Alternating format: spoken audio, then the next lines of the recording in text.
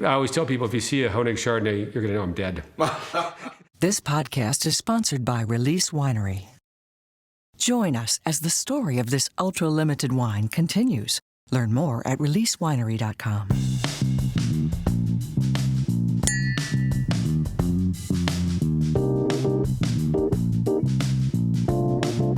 Here in Napa Valley with Michael Honig of Honig Vineyard and Winery. Mm-hmm. I got that right in terms of order. Good. How you doing, Michael? I'm doing great today. A little tired after flying in from the east last night, but it's a beautiful day. As we talked about a moment ago, there's snow on the mountain St Helena, and it's a great time to be in Napa. So I appreciate you taking the time to meet me. Happy to do it. Yeah, it's been a while since we've been up here. Yeah. I want to go through a little bit of basic history, which we've talked about in the past, but I'll kind of go back over it. What year was your first vintage? Our first vintage was 1980. Wow. And we started with Sauvignon Blanc, which at the time almost put us out of business because unlike today, which is 45 years later, where Sauvignon Blanc is a very, very popular varietal, in the early 80s it was not popular at all. Interesting to think 1980 was just like 20 minutes ago, wasn't it? In my life, it seems like it was just, I can still remember delivering the wine out of the back of an old 72 Wagoneer. But it's things come a little ways. It's all I remember sometimes, and it happened this week. Someone was acknowledging, Honig's. I use an analogy of going through a depression or the depression. It doesn't matter what you've acquired since then, you still remember what it's like to starve. So my context is remembering literally delivering out of the back of a Wagoneer because California, you can self-distribute. And so when someone says, "Oh, Michael, I saw your wine here," or we're at Disney and it was being poured or whatever, I'm like, "Oh yeah, wow, we are out there," because I still have that context of no one knowing us. And my family, who had been grape growers since the early 60s on the property that we're sitting right now in Rutherford, started making wine because they wanted to memorialize my grandfather, Louis, who had bought the property originally. What they didn't understand is the wine business at the time was all Chardonnay for white. But they saw no one was making Sauvignon Blanc, so they said, well, we'll make Sauvignon Blanc because no one's doing it. Sure. Well, then if you look at Mr. Mondavi, who was, an incredible individual. I mean, I had the great fortune to meet him a few times, but just a great marketer, an amazing brain for the wine world. He rebranded his to Fumé Blanc as a way to try to get the American public interested. And I think that had some success, but it was a struggle. Now, 45 years later, it's great. We're known for the varietal. We've been doing it forever. It's a varietal that's actually showing some positive gains, so we feel good about it. But it was as my other brother, Stephen, likes to comment, who's also in the winery, we're the 40-year overnight success. Well, the other thing I think is interesting about Sauvignon Blanc is the versatility, not only from the consumption side, but also the way it can be made. If you look at, people always think of Sauvignon, not always, a lot of people domestically think of Sauvignon Blanc as New Zealand. Racy, astringent, high acid, what is it, fruit no one ever seems to, gooseberry. But, then you come to Napa and it's a warmer climate, the fruit gets riper, you get more tropical notes. And then you go to, the white Bordeaux's in that area, they're typically oaky and malolactic style. So you have this great versatility, which is fun because when you put, and I'm not dismissing Chardonnay, but when you put 3 oaky Chardonnays together, it's sometimes hard to distinguish between the 3 of them. You put 3 different Sauvignon Blancs from around the world together, people are like, oh my God. Because I do this all the time because we have 2 styles. We have a Napa style, which I shouldn't call it the classic, but it's fruity, crisp, stainless steel. And then we have a estate wine that's barrel fermented oak age. So you put those 2 side by side, and it's like everyone has an aha moment because I can talk all day long about this and that and the differences, but being able to say 2 very distinct wines made from the same grape, it's like giving taking a salmon and doing 2 distinctly different dishes. Absolutely. And for the consumer who's always not as knowledgeable as you and I are because we're in this industry, they need those aha moments. And what I found is, and there's some wineries that are really good at being all things to all people. I'm not very smart. I've got a team that could certainly make other varietals, but I just don't think the world's waiting for a Honig Chardonnay. And I think it's better to be known for 1 or 2 things and do them really well versus trying to make 5 things and having a few doing really well and a few in the cellar. And you're always kind of working on the ones that are not doing well to the detriment to the ones that are doing well. And in this day and age, no distributor is looking for more items. I mean, everyone's paring things down. So, but also if you think about the world, and we were talking about a moment ago how everything's very quick and fast and give it to me in 15 seconds or less. The attention span of the average consumer is 0. It's like a gnat. So when we can have a message that's really clear and precise and clean in terms of our marketing, people know us for something.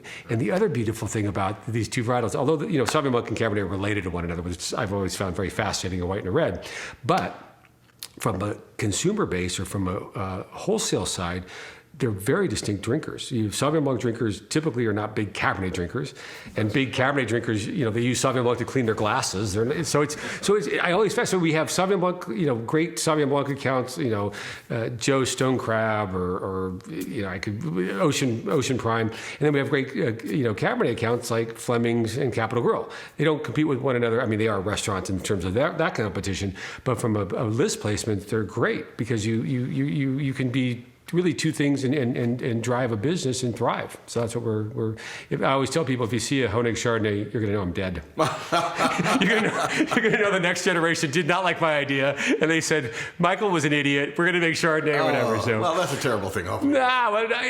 We have, I'm part of the third generation. There's 2 other third generation family members involved, and there's 3 of our 4th gen, because we don't want to sell, and having these, I call them my kids, it's my niece and 2 nephews.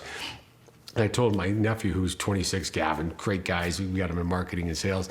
I told him the other day, I said, Gavin, when I'm gone, you want to make Chardonnay, you're going to have one chance to do it. And he was, what do you mean? He says, you'll get the first order. It's whether you're going to get the second order. And that's what matters. Yeah. So I said, don't do it.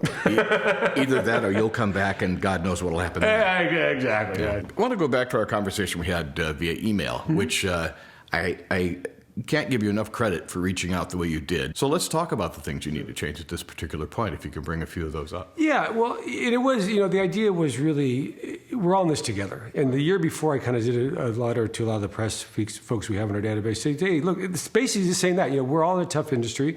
No one wants to pay for writing or content.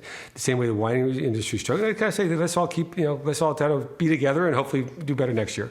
And this year was really more, as I travel around the country, and I travel, 3 weeks a month, is seeing the differences where some markets are up, some markets are down, and there's no consistency. It's like the tale of 2 cities. And that was, so I kind of sent out the note to people saying, what are you seeing? You talk to wine people all day, you were doing critiquing, and it was fascinating what came back, but one of the things that, pricing is certainly an issue. Sure. I mean, that's something. Then you've got the macro problem that we as an industry can't fix, which is consumption. And, you've got Ozempic and the people that are doing that, those inhibitors. You have people that use cannabis versus maybe going out for a cocktail. You have people that don't drink at all. So, we're facing those challenges. And then also, I think the industry has just done a terrible job of talking to the next generation. As I said, I'm 64. I think you and I are peers. The Napa Valley, which I'm a very proud partner and member of and peer of in this community, I love this community, but I think we've really done a great job, and we've nailed the 60-year-old white guy demographic. Sure. We got them dialed in. Well, that's not our future. And what I'm really trying to do is create a generational business. So one of the things we're talking as a brand, but I don't see the industry doing this, is how do we talk to the next generation?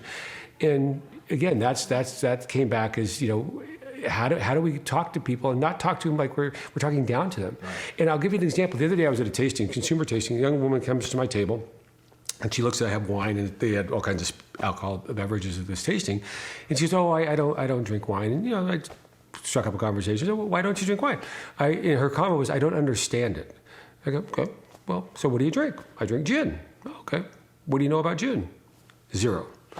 Her perception was, though, because she didn't know the bottle, she didn't know what a varietal was, she didn't know how to open it necessarily, that she just had to not get involved at all. And I think that's where we've done a disservice, talking about scores and terroir and all the things that are really valid, and certainly valid for the people that really care about those things. Yeah. But the average person that just wants to have a nice Sauvignon Blanc with their girlfriends at the pool could give it darn. How about that? And I think that's where we really are missing the boat. And it's not about the 60-year-old and that generation. It's really the millennials and the of age generation before them, or after them, I should say, that are really don't seem to be that excited about our beverage. The macro challenges we know. Then we have the regional challenges of Napa, and I think where we're struggling is that oftentimes we're perceived as our parents' Chevrolet. My dad took me to Napa. We'd load us up in the station wagon. We'd drive up from, Walnut Creek or San Francisco and spend the day. and no one wants to be their parent. So they want to go to Paso or Albarino or drink the other, funky, weird orange wines or whatever it might be. And I'm not trying to dismiss other producers, but there's all these things. But what I laugh about, so you're the hipster in Brooklyn today, and I'm going to drink an orange wine and I'm going to get all excited. Well, what happens with the hipster in Brooklyn? They settle down, they find their significant other, they have a couple kids, they move to Long Island, they buy a Subaru, and now you're your parent. So it comes around full cycle. I just think right now we're in a time where people kind of look at Napa as, it's expensive. It's all these big overly extracted Cabernets that maybe don't match with the steak that they're having in their lighter meals. And then it's also, you just have this perception that, it's old people's wines. For our listeners, obviously, I assume this is by appointment here. Is that correct? The wine is by appointment. Yeah, the county ordinances that we follow very strictly. Totally understand that. And for our listeners who'd like to learn about you online, what is your website? Honigwine.com has all the technical details you ever want to know, more than you really need. But it's got a lot of fun stuff. Years ago, because I started so early and so young in the industry, I didn't understand the business, and I always thought that people wanted to put this product on a pedestal and make it really unobtainable, and kind of we've talked about it a little bit in this interview. So my idea was, let's lock it off and have fun. We can take what we do seriously without taking ourselves out serious. So over the years, and you'll see on the website, we have these amusing little postcards that the team get dressed up and do thematic cards, and again, different things to make it personal. People buy from their friends. People want to help their friends. We're not a corporation. So, like we talked earlier, we all have Achilles heels. We all have our challenges in life. But I'm pretty upfront about it. It's like, look, things happen. What are you going to do? We're all human. We all make mistakes. But we really are trying to show the world that we're a great family organization, that we pride ourselves in the environment that we're trying to protect. We make really great quality wines, but they're not nearly as expensive as most of our neighbors by design. We really want to get people enjoying them. And at the end of the day, just wine is fun. Michael, thank you very much. This has been fun. Right? Thank you so much for your time. Really appreciate you calling, and glad we could sit down and chat. Yeah, glad we could too. It was fun.